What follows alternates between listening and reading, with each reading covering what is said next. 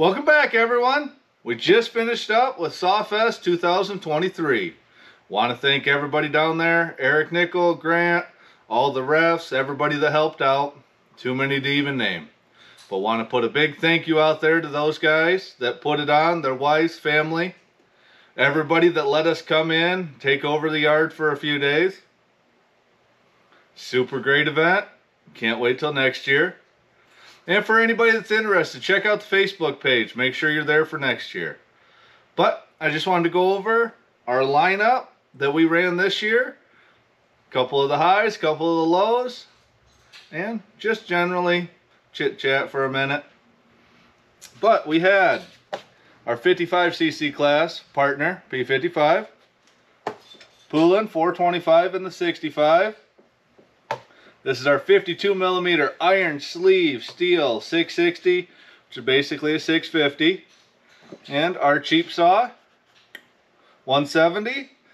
I don't have the wild thing up here, but that's pretty much the same as last year. Then our clones, 372. And our clone 660 we threw together. So, 55 class. I'll put up all these videos as I have them. I don't have many of the runs. Sorry guys, I let you down. Didn't get much footage. Some people were generous enough to send footage. Thanks Bodie, Novice Lumberjack. TW sent some. Got some from Briscoe. Thanks a lot to everybody who did send footage. Sure do appreciate it. But let's start with the Clone Wars. Clone 372. We were making really good power, but I didn't have a chance to modify the air filter or the carburetor on this. And if you remember, I was testing without a filter because I planned on free flowing it. Didn't get there. So that was down a little bit on power from where I wanted. 660 clone, same thing. Didn't get a chance to mod the carb. But I was running this max flow on both of these. So the air filter wasn't an issue.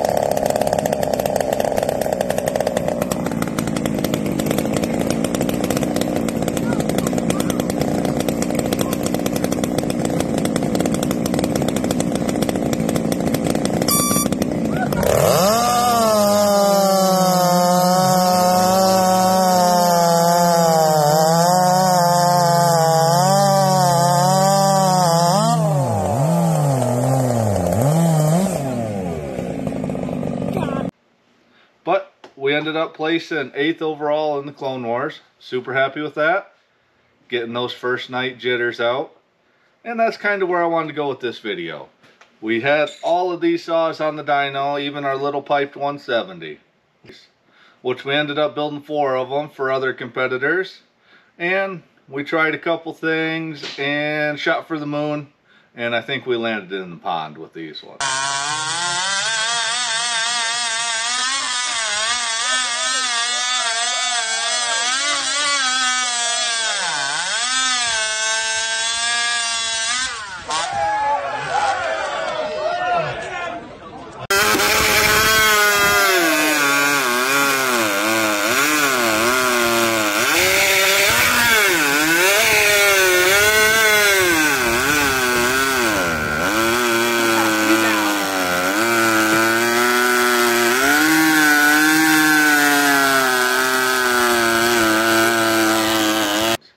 But that's all part of it. That's part of racing.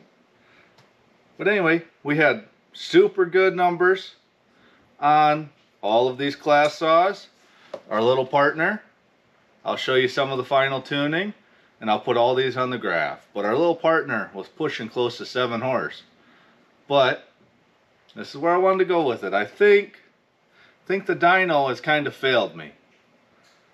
We can make all sorts of power on the dyno. But kind of shot myself in the foot since I don't really cut any wood. The racing format saw us running on the ground at an idle. Sound the horn, reach down, pick it up, make your cuts within a specified amount of wood. Most of the time it was 5 inches or less for 2 to 3 cuts. So you got to make a complete cut all the way through the wood. You can't hit the line and you can't cut a corner off. It needs to be the full shape, whether it was round or square. So, I said, all we're doing in here is we're chasing numbers on the dyno. So we can tweak and tune, make all sorts of power. But a safe dyno tune does not necessarily mean we're at the fastest tune for a small 8x8. Safe dyno tune is going to be able to go cut wood all day, every day. And that's kind of where the struggle comes in. I made all sorts of power with these builds, but I couldn't quite get it done on most of them. The Partner 55, I cut out, had a real good run going. Saturday, the day of the race for the class saws, 55, 65, 85. Find out my little partner doesn't oil. That's kind of stinks. So, try and get it to oil, nothing I do is making it pump. I filled my little squirt bottle. Let me go grab it. So on the 55 class, I fill my little squirt bottle here full of bar oil. Get the bar and chain mounted up, slather it down, rev it up a few times. Have a brand new chain, brand new bar, so you know they're going to stretch. But when you don't have enough oil, they get hot and they stick in the bar. So here I am warming the saw up, slathering it down bar oil, getting ready for my 3 cuts. That doesn't help me get in the zone at all, so I end up cutting out on the 55 class. And we had to run 325 chain. Well, these partners use that super large sprocket. It's a large spline. Wow. Smallest large spline 325 rim is a 325 by 9. That's an awful lot of gear for a little saw. So I didn't know how it was going to act, didn't know how the chain was going to pull it.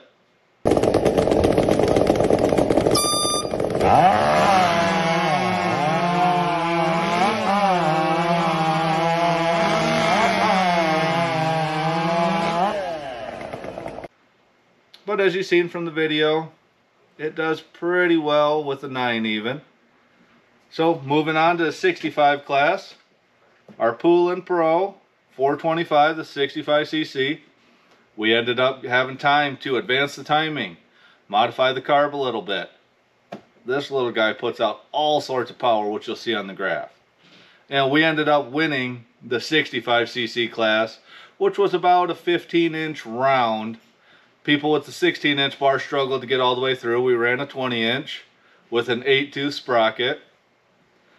And we won by about a half a second above second place, which that's a pretty good time considering how out of practice I was getting to the wood.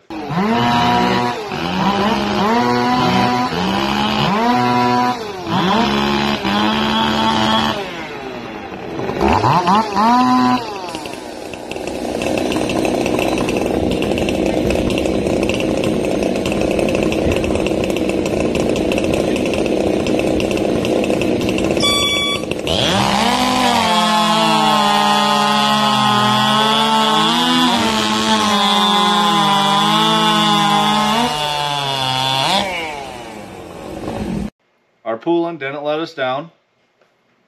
So during the lunch break, between the 65 and the 85 class, they did their bounty log, which I want to say was like a 20 to 22 inch hardwood log.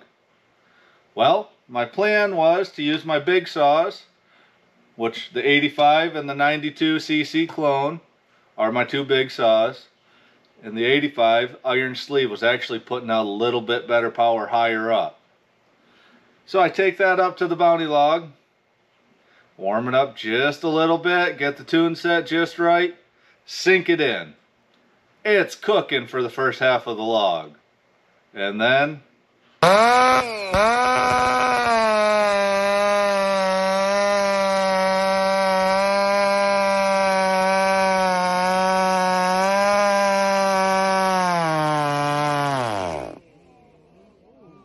it sticks a ring. Lose all compression, ring stuck inside the piston, stops dead in its tracks. Well, that sucks. So here I am defeated with my 85cc, and thankfully Brennan Cass was down there. He's like, hey, let's just pull that top end and see what happened. So we pulled the top end. I expect to see the intake side smeared off, the exhaust side just smeared up. Pull the muffler, nothing on the skirt. Well, what the heck? So we pull the top end off and find out that that piston had grown and basically cold seized on both sides of the exhaust port and stuck that ring. A little bit of tailgate ingenuity with a flat file and a razor knife. We got that ring freed up, and the 85cc was back in action for the 85 class.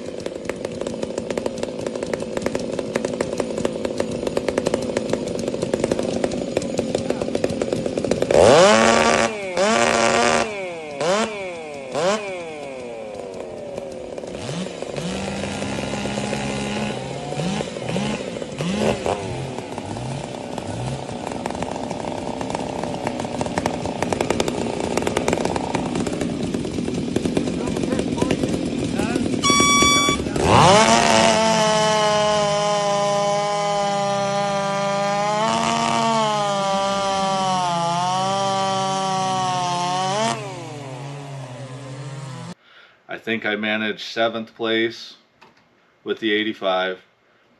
It was definitely hurt. You can't stick a piston ring like that and expect it to be 100%, especially just slapping it back on the tailgate. But super happy with the way that one turned out. The clones, like I said, they were what they were. And then we had our 170s. We spent all that time making these pipes, matching the durations to the pipes, and we couldn't even get on the pipe at all. Just not enough there, not enough time. This is where the wood testing would have really saved us a ton of time. If I would have done one of these, put it in the wood, there's no way I would have stuck with that plan going forward. They were just turtles. Not even close to anything that represented a saw. During my run, I tried to have Garrett fog some nitrous in. The little handheld cartridges just ran out. Then we had our Wild Thing. So I hadn't done much with the Wild Thing since Sawfest last year. We did change up the pipe, found some more power out of it. This thing makes a lot of power for what it is, but I couldn't operate it worth a hoot. Okay, so we'll run Joe, it looks like, up here, and then Doug will come up after Joe.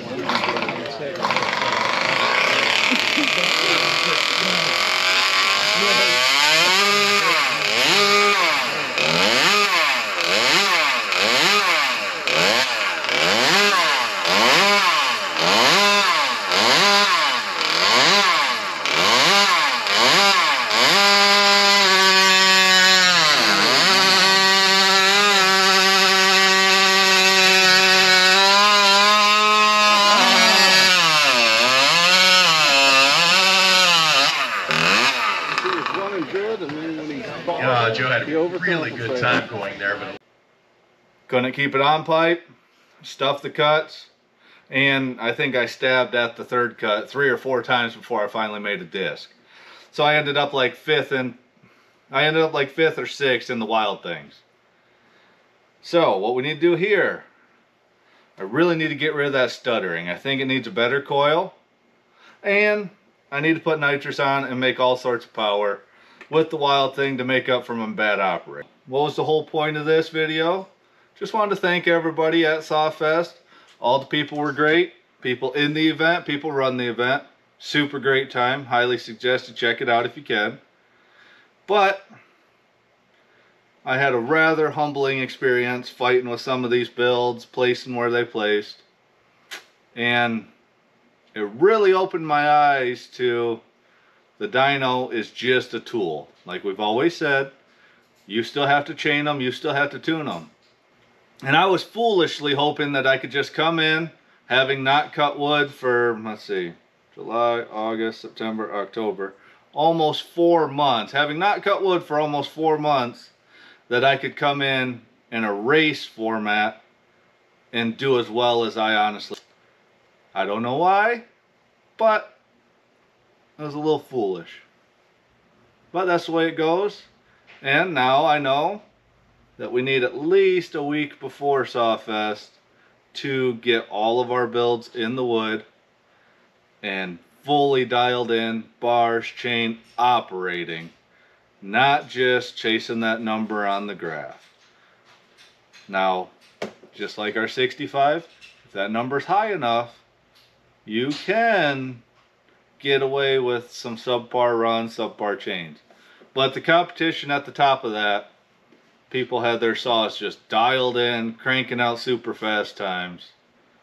And that's all part of racing. Sometimes you get the fast lane, sometimes you get the slow lane, sometimes you don't even make it to the start, which I was struggling with some of these. At the end of the day, I definitely learned the dyno's just a tool, and we actually need to get out and cut wood. So we're going to be implementing a little bit more of that in our footage, in our builds from here on out. Plus it's getting cold. We're going to hook up a boiler to the shop here. So we're actually going to have to cut wood. And we need to cut wood. I can't just be the dyno guy and show up at the races. So it's all going to depend on the classes next year. If they have the same type of classes, I'll further dial in these builds. If these builds don't fit the classes anymore, we'll have to start over. So the clone saw for next year, Steel 361, G 366 I believe is what it is. But we can go full race with that. Anything goes, full race type class. Square chains, 2-piece head, as long as it's stock appearing. Looks like a regular saw still. No expansion chambers. Has to be a muffler, stock appearing, but anything goes. So we can do 2-piece heads, intake blocks, exhaust blocks, everything we want to make a full race 361. So, you know, we like a challenge. We're definitely going to be doing that. And hopefully we can come up with a really strong 361. So I've got one of those kits coming, a couple extra cylinders. We'll see how that goes.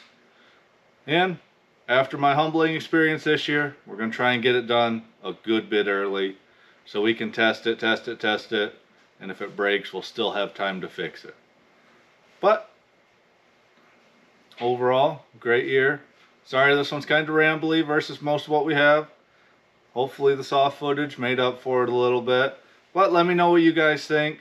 Let me know if you have any ideas on any of these builds. So here's what we have for our power numbers. Got our gray line, which is the iron sleeve, 10.7, 5.9 foot-pounds. Says does a couple goofy things, but that's just the pump kicking on and everything else. And we got our clone, 54, 10.8 horse. That was without any carb mods or anything else. Like I said, I had really high hopes for this one, but I couldn't get the tune dialed in, couldn't get it to the wood, and couldn't make the cuts where it needed to be held. So, doesn't matter how much power we made, we still got stomped in that class. Same iron sleeve, I'm sure it's less power than this. That'll be an interesting test sometime. See how much we heard it with seizing it up. Way down here, these little black lines, that's our little 170.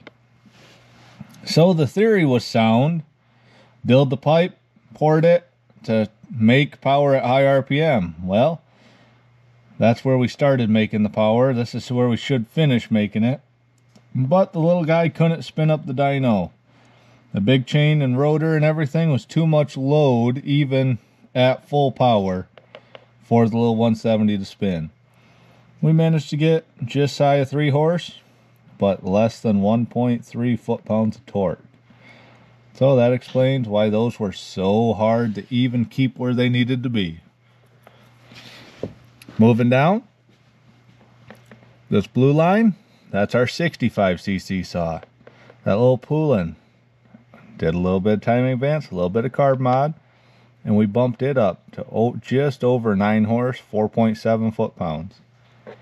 That little thing was dialed right in. Couldn't ask for any better, especially the day of the race. So we got lucky out on that one. Then we dropped down 8.6 horse, 4.68. Plenty respectable for a 372 clone. Wanted to try a couple other things, but didn't get a chance. That's where we ended up. Continuing to go down. This is our 55 class. I was super excited. Almost 7 horse out of a quote-unquote 50cc saw. Really had high hopes for that. But messed up the run. And no bar and chain oil. Plus running an extra large sprocket. Those 3 things kind of shot us in the foot. But I'm still happy with the power it came out. So hopefully they'll have something I can run that in next year. Because I really need it to redeem itself.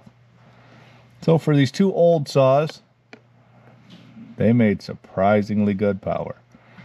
170, probably the biggest flop that I've ever built. I don't have a Wild Thing run, but to get these 170 runs, we made a dyno spooler out of a big 8-inch sander. So we might have to redeem ourselves on this 170, figure out what we did wrong so we don't do it again. But while we're doing that, we'll be able to spool up the Wild Thing too. Because I believe the Wild Thing class is going to stay.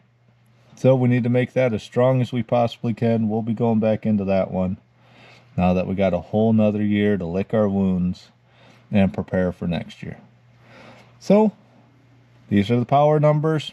You've seen some of the cutting videos. You've seen some of the dyno pulls. At the end of the day, this sheet helps us dial in an engine. But all out cutting performance, nothing is going to beat in the wood testing. You got to get to the wood. You got to make your cuts. Saws has to perform. Chain has to perform. And you have to operate. So, need to keep in mind, this is just a tool. Spits out some numbers, tells us how our engines are doing. But this dyno is not the end-all, be-all for racing performance. But we're still going to have fun playing and testing. So hopefully you enjoy this. Sorry for the long ramble. Thank you to everyone involved. Thank you to everyone who participated. All the raffles, everything. Great time. Super glad we made it down. Gonna try and make it down a little earlier next year. But till next time, thanks a lot, everyone.